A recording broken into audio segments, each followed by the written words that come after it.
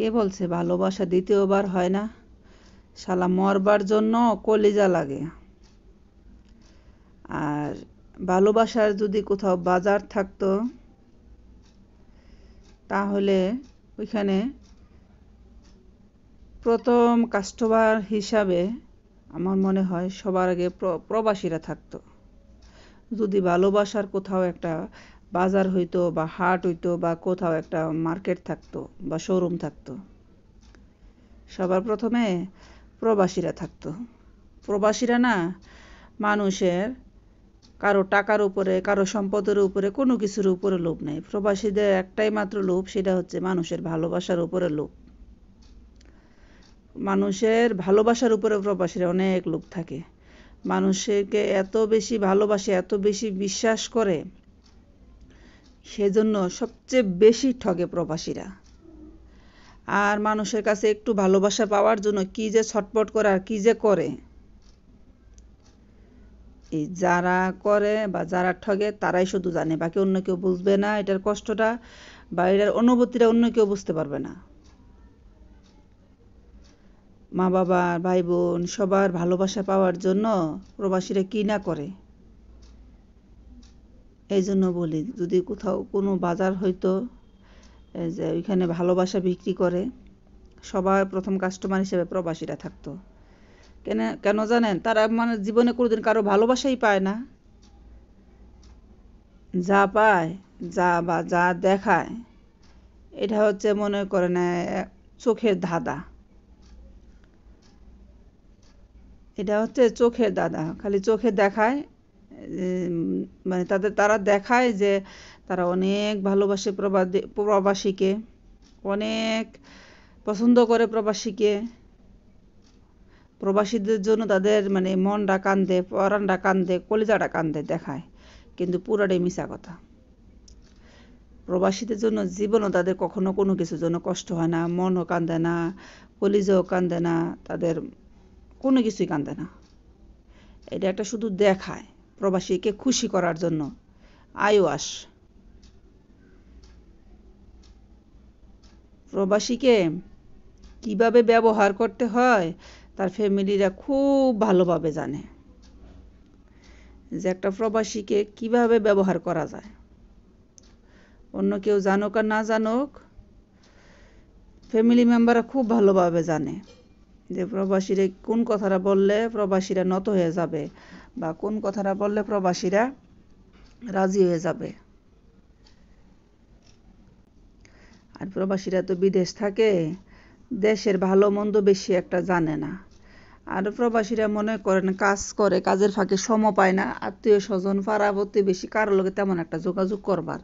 প্রবাসীরা যতটুকু পারে ফ্যামিলির মধ্যে একটু যোগাযোগ করে শেষ, খাইয়া ঘুমায় যায়।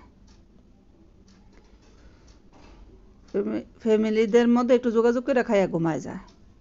আর প্রবাসীর মতো কষ্ট যদি দেশে যারা থাকে তারা করতো, এই মনে করেন 18 ঘন্টা 20 ঘন্টা ডিউটি করে, কেউ 16 ঘন্টা ডিউটি করে, কইরা এসে রান্না করে খাইয়া ঘুমানো, তারপর পরের দিন আবার রিটার্ন ফিরে গিয়ে আবার 18 ঘন্টা ডিউটি করা।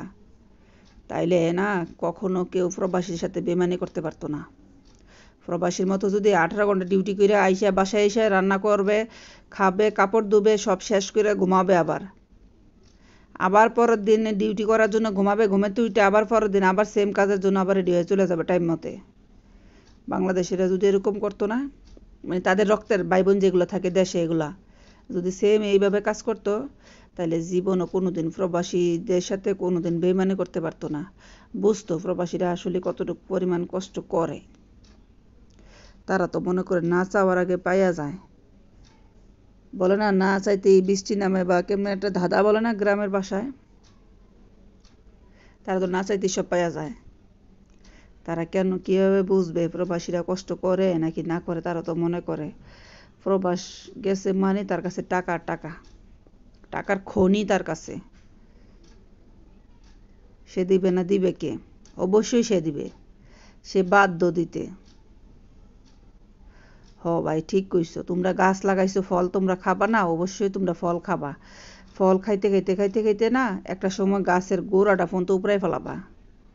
এবার গাছটা উপরে ফালাই দিলে কি হয়, গাছটা একটা সময় মইরা যায়। প্রবাসী সেরকম, প্রবাসীর টাকা পয়সা খাইতে খাইতে খাইতে খাইতে আছে না, একটা সময় যখন প্রবাসীর অসুস্থ হয়ে যায় বা প্রবাসী কোম্পানি বন্ধ হয়ে যায়, কাজ বন্ধ হয়ে যায়, প্রবাসী দেশে এসে পড়তে হয়, তখন তো প্রবাসী ওই যে উপরে ফেলাই দিছে যে গাছটা, ওই গাছটার মতো হয়ে যায়। তো ওনার প্রবাসীর মনে করো টাকা পয়সা থাকে না, কামাই রোজগারও থাকে না, প্রবাসীর দাম সম্মান কোনো জিনিসই থাকে না।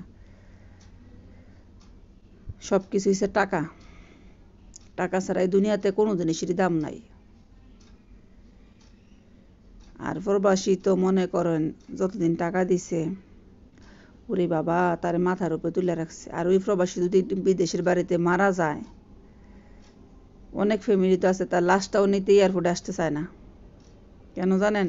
লাশটা এয়ারপোর্ট থেকে নিতে পয়সা খরচ লাগবো, মাটি দিতে পয়সা খরচ হইব, সেজন্য লাশটাও নিতে আইতে রাজি না।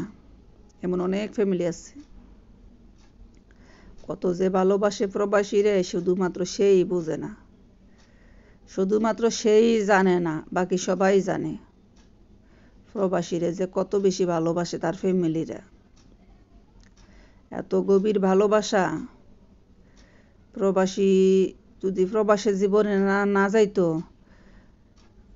তাইলে মনে হয় সে জীবনে বুঝতেই পারলো না তার যে মানুষ তারে কত বেশি ভালোবাসে, তার মা বাবা তারে কত বেশি ভালোবাসে। সে যদি প্রবাসী জীবনে নাই যাইতে পারতো, জীবনে জানতেও পারলো নাইলে, বুঝতেও পারলো নাইলে। মানুষ একজনের প্রতি আরেকজনের ভালোবাসা কত পরিমাণ থাকে, মা বাবার ভালোবাসা কত পরিমাণ থাকে তার ছেলের প্রতি, ভাইদেরও কত ভালোবাসা থাকে ভাইদের প্রতি, ভাইদেরও কত ভালোবাসা থাকে ভাইদের প্রতি। যদি প্রবাসে না যাইতো, জীবনও সে জানতে পারলো নাইলে। এই জন্য যারা চোখ বন্ধ করে ভাই বোন মা বাবারে বেশি ভালোবাসেন, চোখ বন্ধ করে সবাই বেশি বিশ্বাস করেন, তাদেরকে বলি ভাই চোখটা খুলে একটু দেখেন। এখন তো মনে করেন দেখবার জন্য, যাচাই করবার জন্য বিভিন্ন রকমের সিস্টেম আছে। আগে তো এই সিস্টেমগুলোও ছিল না, আগে তো এই সিস্টেমগুলাই ছিল না, সেজন্য তো আগের মানুষে কান্দাকাটি করতো বেশি।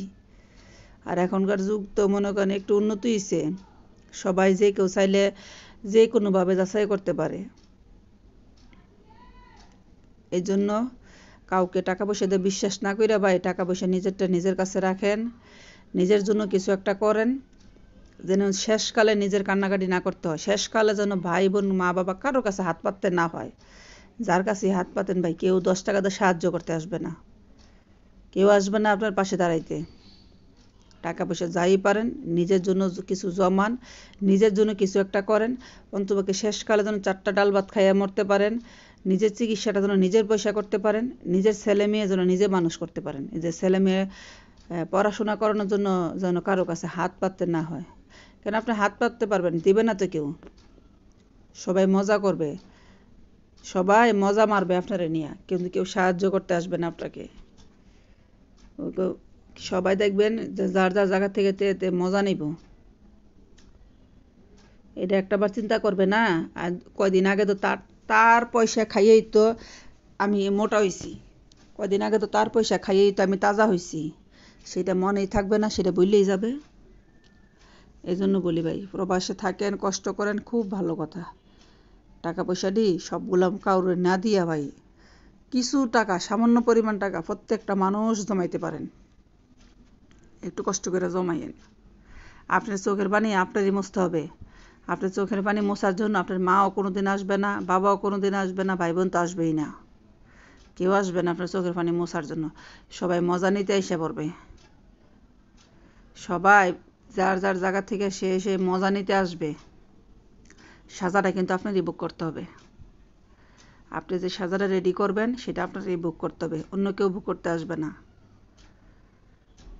সেজন্য বলি এত কষ্টের টাকা পয়সা অন্যের হাতে দিয়া নিজে কান্নাকাটি করেন না, নিজেরটা নিজের হাতে রাখিয়া নিজের ভবিষ্যৎটা নিজে চিন্তা করে তারপর সামনের দিকে আগান। আজকের ভিডিওটা যদি ভালো লেগে থাকে প্লিজ সাথে থাকবেন, একটু সাপোর্ট করবেন। ধন্যবাদ সবাইকে।